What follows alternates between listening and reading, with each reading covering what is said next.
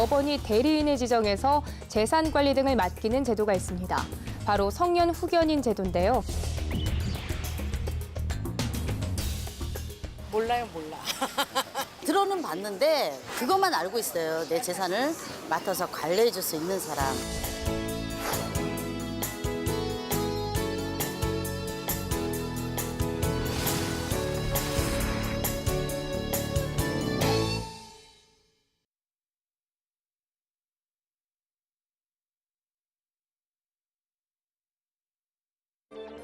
안녕하세요. 아나운서 조정현입니다.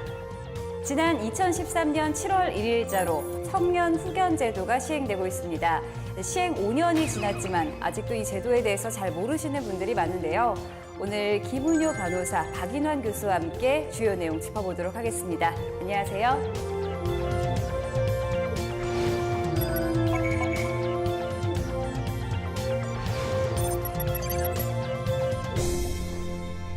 먼저 이 성년 후견 제도 어떤 제도인지 좀 개념부터 설명해 주시죠.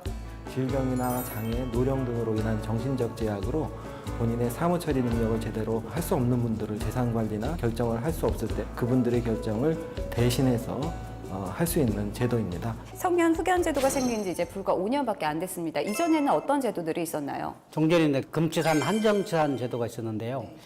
이 제도는 행위 능력을 박탈하는 그런 제도입니다. 금치산 선고나 한정치산 선고를 받으면 모든 그 법률 행위를 할 수가 없습니다. 그래서 후견인이 모든 행위를 대행을 하게 됩니다. 그러다 보니까 본인의 의사를 존중하지 못한다는 그러한 단점이 있었습니다. 이 제도와는 어떤 점에서 좀 달라졌나요? 중요한 법적 결정을 못하더라도 자기가 일상생활과 관련한 결정들은 얼마든지 할 수 있거든요. 획일적으로 행위 능력을 제한하지 않고 본인 보호에 필요한 범위 내에서만 권한을 부여하도록 이렇게 제도를 개편했습니다. 그래서 성년 후견, 한정 후견, 특정 후견 이런 세 가지 유형으로 개편을 했고요. 지속적으로 후견적인 보호가 필요한 경우에는 성년 후견과 한정 후견을 이용하도록 하고 일시적으로 혹은 일회적으로 후견적 보호가 필요한 경우에는 특정 후견을 이용하도록 이렇게 제도를 마련했습니다. 본인도 신청할 수 있고요. 본인이 판단력이 부족하면 배우자나 사촌 이내의 친족이 가정법원에 성년 후견을 신청할 수가 있습니다.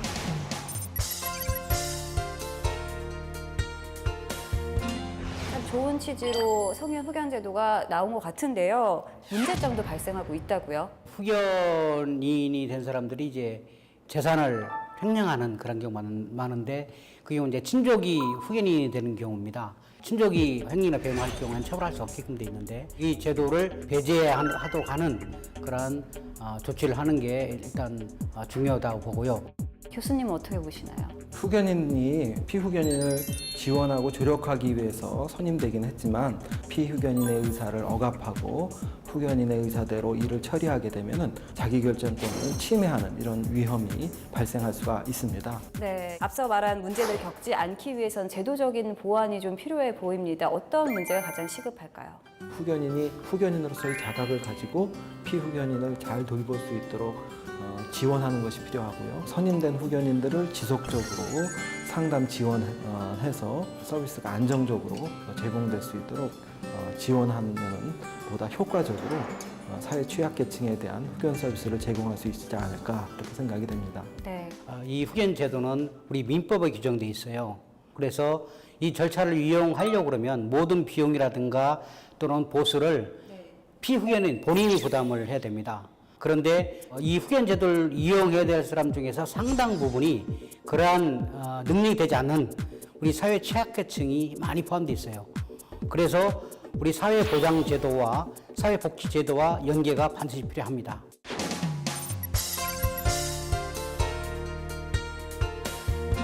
제도적인 보완이 좀 필요해 보입니다. 어떤 문제가 가장 시급할까요?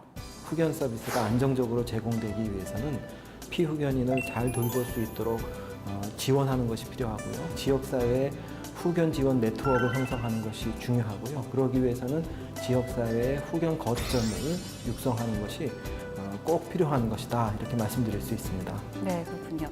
또 다른 문제점 보완책 어떤 게 있을까요? 같은 성년 후견 제도를 이용하는 그러한 제도인데도 발달 장애인 같은 경우에는 보건복지부, 치매 환자 같은 경우는 또 치매 정신과에서 하고 행정부 내에서 각 분할돼서 있습니다. 그래서 상당히 효율성이 떨어질 뿐만 아니라 실효성도 떨어지고 있어요. 그래서 이걸 통합적으로 관리 운영할 수 있게끔 제도를 개선할 필요가 있습니다. 네, 다양한 제도 개선이 우선시 돼야 될 것 같습니다. 성년 후견 제도 해외에서는 또 어떻게 운영되고 있는지 이것도 궁금하거든요. 좀 벤치마킹할 좋은 사례도 있을까요?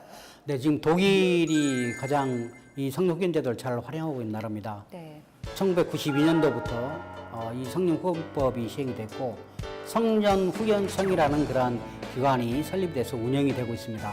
각 지역별 법인이나 기관, 사람들 매년 모여서 어떻게 운영해야 될지를 통합적으로 관리하는 기관청이거든요. 그래서 저희도 복지사업 일환으로 이런 기관을 설립을 해서 운영한다고 그러면 훨씬 더 효율적으로 운영되지 않을까 하는 그런 생각이 듭니다. 네, 독일에 대해서 예를 들어주셨고요. 또 어떤 나라가 있을까요? 최근에 일본에서도 성년 후견 이용 촉진에 관한 법률을 만들었습니다. 그래서 장기적인 성년 후견 발전 전략을 수립하도록 되어 있고요. 성년 후견 서비스의 지역 네트워크를 강화한다라고 하는 것이고요. 그래서 우리나라에서도 이런 성년 후견청 혹은 거점을 육성하는 것이 지속적이고 안정적인 후견 서비스 제공에서 매우 기요한 것이고요. 보다 효과적으로 사회 취약계층에 대한 후견 서비스를 제공할 수 있지 않을까 그렇게 생각이 됩니다. 네, 지방정부의 역할이 커 보입니다. 앞으로 경기도가 우리 성년 후견제도 정착을 위해서 어떤 역할을 할 수 있을까요? 경기도에서는 그 지방자치단체와 연계해서 후견인의 도움을 필요로 하는 수요를 먼저 파악해야 될 필요가 있습니다. 또 도조례라든가 규칙 같은 걸 제정을 해서 제도가 정비가 돼야지만 이 사업을 원활히 할 수 있거든요.